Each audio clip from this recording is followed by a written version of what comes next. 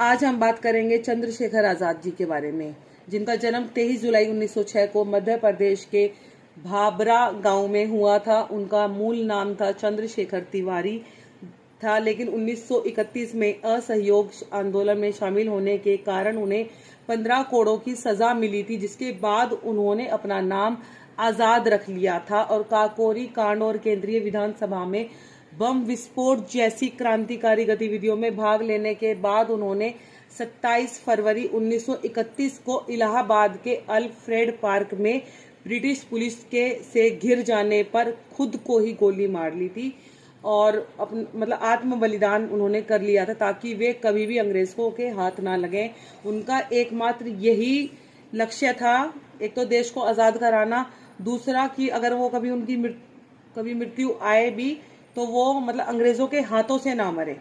ये चीज़ थी उनके माइंड में, इसी वजह से उन्होंने अपने आप को ही खुद को ही गोली मार ली थी। प्रारंभिक जीवन और शिक्षा। जन्म हुआ था उनका 23 जुलाई 1906 में वर्तमान मध्य प्रदेश के अलीराजपुर जिले के भाबरा गांव में। वास्तविक नाम उनका चंद्रशेखर तिवारी था। पिता थे सीताराम तिवारी और माँ जगरानी देवी। शिक्षा। उन्होंने अपने प्रारंभिक शिक्षा भाबरा में प्राप्त की थी और बाद में काशी विद्यापीठ बनारस के में अध्ययन के लिए गए थे। असहयोग आंदोलन में भागीदारी कैसे हुई थी उनकी? 1921 में ही मात्र 15 वर्ष की आयु में उन्होंने महात्मा गांधी के असहयोग आंदोलन में भाग लिया था। पहला सामना और नामकरण कैसे हुआ था? गिरफ्तारी के बाद जब उन्हें मजिस्ट्रेट के सामने पेश किया गया तो उन्होंने अपना नाम आज़ाद बताया और पिता का नाम स्वतंत्रता और अपना निवास बताया जेल को, और जिससे कि उन्हें 15 कोड़ों की सजा मिली थी और उन्हें आज़ाद नाम से पुकारा जाने लगा। काकोरी कांड हुआ था। उन्होंने राम प्रसाद बिस्मिल के नेतृत्व में काकोरी कांड 1925 में सक्रिय रूप से भाग लिया था। उसमें लाला लाजपत राय की मौत का बदला। 1928 में उन्होंने लाहौर में ब्रिटिश पुलिस अधिकारी सैंडर्स को मार कर लाला लाजपत राय की मौत का बदला लिया था। भगत सिंह जी के साथ कैसे जुड़े थे वे? काकोरी कांड के बाद उन्होंने भगत सिंह के साथ मिलकर Hindustan socialist Republican association HSRA के रूप में क्रांतिकारी गतिविधियों को जारी रखा था। केंद्रीय विधानसभा में बम कैसे मतलब हुआ था? उन्होंने भगत सिंह और बुट्टिकेश्वर दत्त द्वारा 1929 में दिल्ली की केंद्रीय विधानसभा में बम विस्फोट का नेतृत्व किया था, जो केवल विरोध के लिए ही था, किसी को नुकसान पहुंचाने के लिए नहीं था। शहादत कैसे हुई थी इनकी?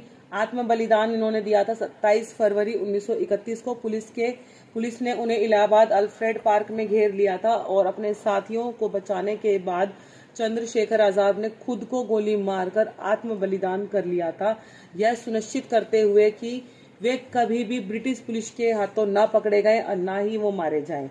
विरासत। चंद्रशेखर आज़ाद एक ऐसी छवि से जुड़े हैं जिसमें कि वे अपनी मूछें घुमाते हुए दिखाई देते हैं और उन्हें भारतीय स्वतंत्रता संग्राम में सबसे साहसी क्रांतिकारियों में से एक माना जाता है। स्वतंत्रता के बाद उनके निधन वाले अल्फ्रेड पार्क का नाम बदलकर चंद्रशेखर आज़ाद पार्क कर दिया गया था।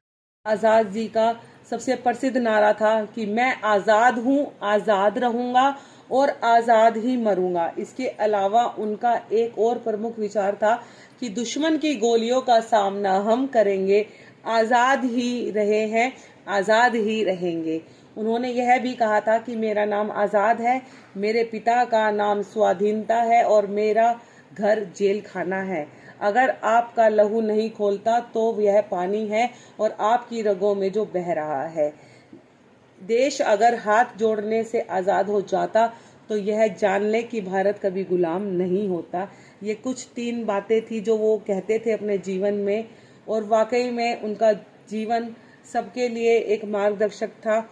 और बस जो वो क्रांतिकारी जो पैदा हुए थे आज़ादी के समय में, बस वो उसी समय ही हुए थे, उसके बाद तो बस। लेकिन इन्हीं आज जो हम आज़ादी की सांसें ले रहे हैं, इन्हीं क्रांतिकारियों के कारण ही ले रहे हैं, जो कि इन्होंने अपना जीवन बलिदान कर दिया दूसरों के लिए।